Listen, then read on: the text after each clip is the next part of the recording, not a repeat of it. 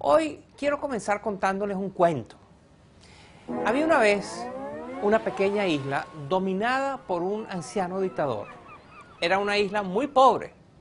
A lo largo de los años, el dictador había acabado con las fábricas, con las cosechas, con la actividad económica más importante. Nadie confiaba en él. Nadie le quería prestar dinero y su pueblo padecía cada vez de más necesidades. La falta de progreso y de oportunidades abrumaba a la gente. Cerca de esta pequeña isla existía un país muy rico y poderoso. El viejo dictador, que era muy astuto, invitó a su presidente y le hizo una propuesta. Si le daba un poco de sus riquezas, le enseñaría a conservar el poder para siempre. Al presidente le gustó el trato y comenzó a mandar a la isla muy generosas ayudas. A cambio, el dictador le enviaba consejeros. Pero esos consejeros poco a poco fueron tomando las riendas del país más grande. Los asesores extranjeros se convirtieron en jefes. En vez de dar consejos, daban órdenes. Y así fue como aquel astuto tirano no solo se aprovechó de la riqueza de su vecino, sino que logró controlar sus destinos. Y aquel país poderoso también se fue empobreciendo, como la isla. Fin del cuento. ¿Les resulta conocido este cuento? Probablemente sí. Esta es la historia de Cuba y de Venezuela. La historia de una isla en bancarrota, de 11 millones de habitantes, que ha logrado hacerse con el control de una potencia petrolera como Venezuela. Miren. El Mar Caribe aloja una de las grandes paradojas de América Latina. Muchos se preguntan cómo la pobre Cuba ha logrado tener tanto poder en la rica Venezuela. La presencia de Cuba en Venezuela... Margarita López Maya, una destacada historiadora venezolana que simpatizó con el chavismo en sus primeros años, responde a esta interrogante.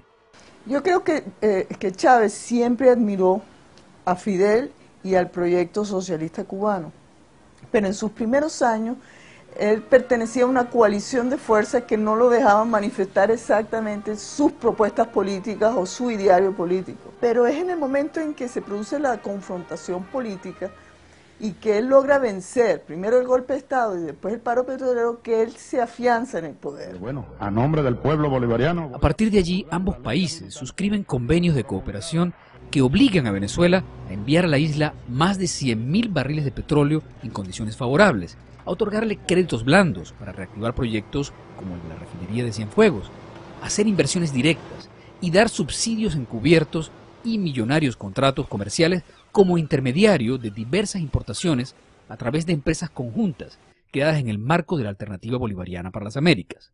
El subsidio en materia petrolera... El economista venezolano Ángel García Banch ha estudiado los convenios y precisa el costo de la solidaridad de la revolución bolivariana con el régimen castrista. La economía cubana creció a costa de la venezolana durante la crisis financiera global.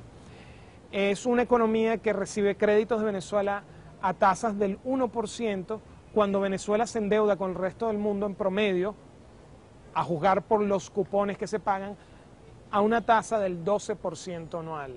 Estamos hablando de una economía que recibe en apoyos en total al año alrededor de unos 12.000 millones de dólares. Estamos hablando de casi alrededor de unos 3 puntos del Producto Interno Bruto en el costo de la política exterior. Yo dudo que haya país en el mundo que gaste tanto en política exterior.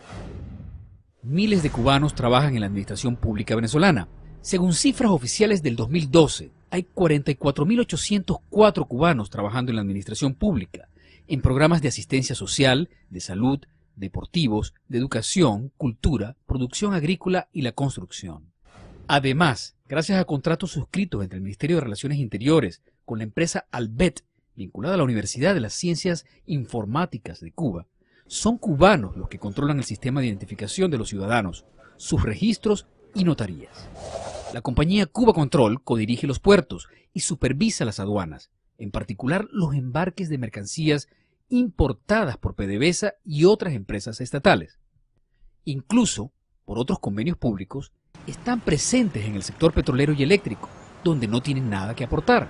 La isla sabe casi todo de los venezolanos, pero estos desconocen cuántos cubanos hay exactamente en el país. El general Antonio Rivero fue un cercano colaborador de Chávez en la presidencia, pero dado de baja y acusado por ultraje a la Fuerza Armada y por revelar secretos tras denunciar la injerencia de militares cubanos en los cuarteles venezolanos. Hay en la actualidad, de acuerdo a las proyecciones que hemos realizado al 2012, unos 110.000 cubanos.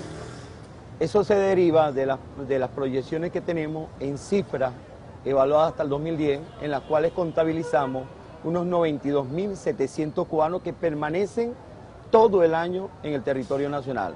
Ustedes no eran, son médicos, son dentistas. La organización Solidaridad Sin Fronteras confirma las cifras del gobierno. Más de 32.000 médicos cubanos operan hoy día en Venezuela. Que es un negocio completamente redondo para llenar las arcas del régimen cubano, a costa del trabajo esclavo. Hacemos los grupos. La Organización de Médicos Cubanos ha ayudado a muchos de ellos a huir.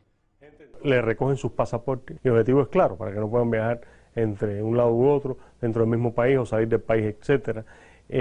Muchas veces también con el personal médico pues sale hacia ese país personal de inteligencia, personal de seguridad que no son médicos y que están filtrados dentro de toda esta maquinaria de lo que es la colaboración médica.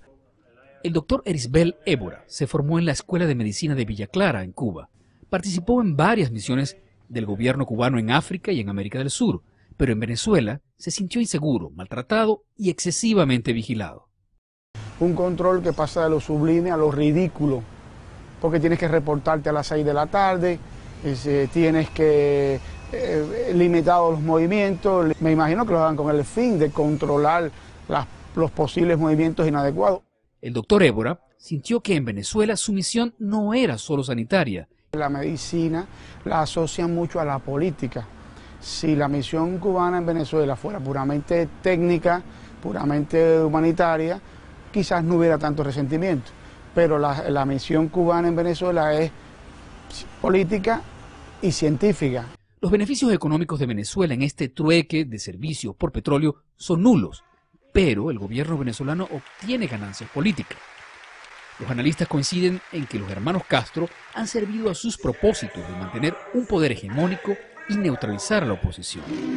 Para ello, le han abierto las puertas a sectores estratégicos de seguridad y defensa.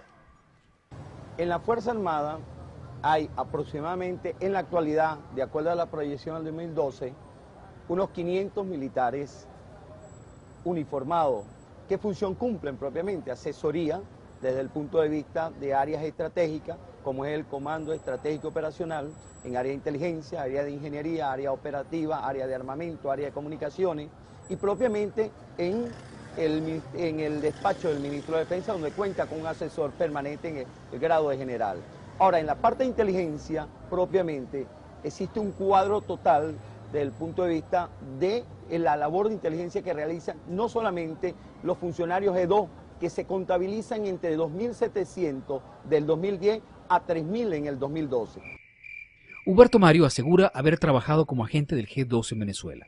Nos recibe desconfiadamente en un estacionamiento público, por supuesto en Miami, donde recibió asilo político. Siempre he sido un analista de la inteligencia. Y con el venezolano común, yo era un periodista cubano que estaba ahí reportando para Radio Rebelde, para Cuba todos los días, pero por otra parte, dentro de mi trabajo encubierto, atendía la misión médica cubana.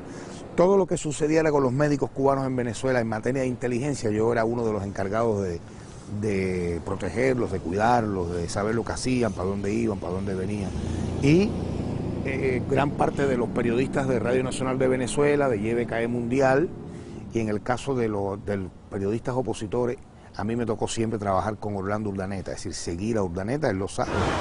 Se trata de un vínculo sin precedentes.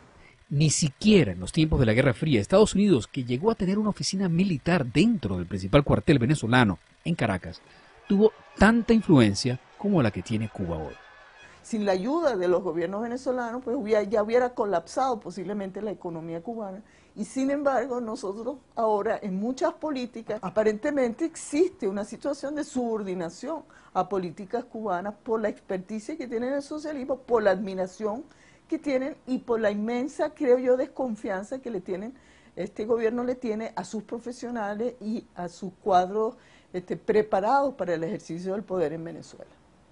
Para el régimen cubano, la revolución bolivariana es un gran negocio y una tabla de salvación, garantizada con Nicolás Maduro, quien en su juventud estudió en la Escuela de Cuadros del Partido Comunista Cubano. Y como presidente, no ha perdido la oportunidad de ratificar su compromiso con los Castro. A cambio, obtiene asesoría por su experiencia para imponer un sistema autoritario y acabar con lo que queda de tradición democrática.